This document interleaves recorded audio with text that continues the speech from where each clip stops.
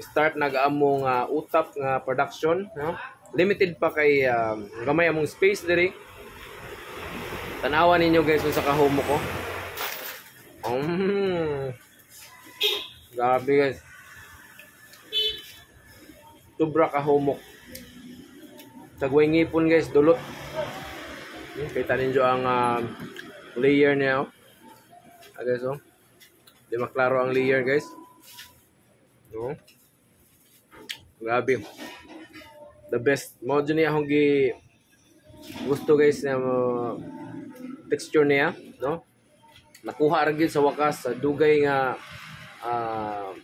sige na mo og develop aning recipe guys. Sanasa nami mo hire og mga expert bahin aning utap, no? Tako na may gasto aning pag-develop na mo aning recipe. Ug karon guys, kuha na gyud, no? Kuha na gyud, no? Grabe ka humok. Humok na humok din kayo, ha? Manis na guys, oh. Amo pa ning i-improve ang packaging niya, no? So ang packaging namo is ang daan pa namo nga packaging niya amo na siyang i-improve, no? Katong pareha sa Shamrock ang putos, no? O pareha sa Marby katong mga dagko nga brand sa mga bakery. So muapas ta adto guys nga packaging. Nindot kay ito nga packaging ug pangpasalubong dito siya guys. Pangpasalubong to siya. So mao to atong next move. Ha? Kini lang sa nga mong gisudlan karon. Og amo pa ning i-improve, no? Kay di siya pwede gisulod siya kinani kay madugmok siya tungod sa sobra kahumok niya. Madugmok siya og mahagbong, dugmok siya og mahagbong guys, no? So ako pang ipakita ta pa sa sample. Tapay bungki guys, bungki. Atong kuhaon ng bungki dito guys. Bungki dito sa plansa atong kuhaon. Dara guys ang bungkig. So atong tilawan ang bungki guys, no? So nagiputos na. Guys, oh. Humok kayo. Humok siya kayo guys. Sobra ka humok. Mo ni among gihuwat.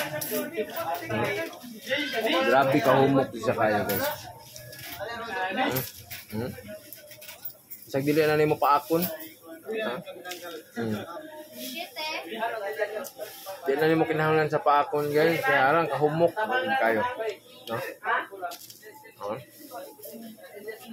Grabe. Special kayo ni guys, na? Daghan siya itlog, no? So daghan siya itlog. Mo nang special ni. Ini guys, ha?